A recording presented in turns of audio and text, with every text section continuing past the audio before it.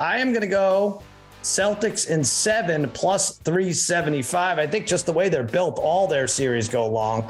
I expect them to get tripped up at home because if they don't, that would mean they won game 6, game 7, games 1 and 2. So I don't think they're built to have the 4-game stretch in them as good as they looked yesterday. I think they go back to Miami 1-1.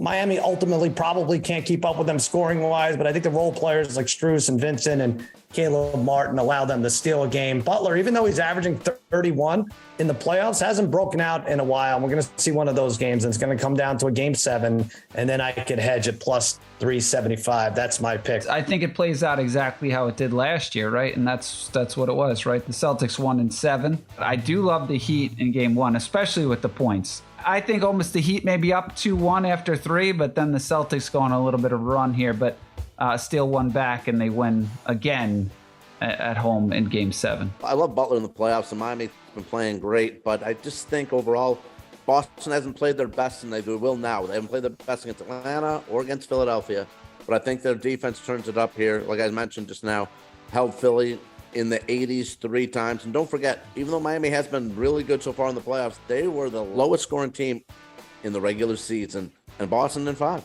Well, Parlay Kid says no way to that. You guys could all go to hell. Heat in 6, Parlay Kid. Wow. We've seen the Celtics struggle in 2 series here with the Hawks and with the Sixers. What makes us think that this team is just going to be able to turn a switch on and say, all right, now we're going to play better ball when you're playing a team that plays defense like no team they've faced so far? And that's the hardest challenge for a team like the Celtics.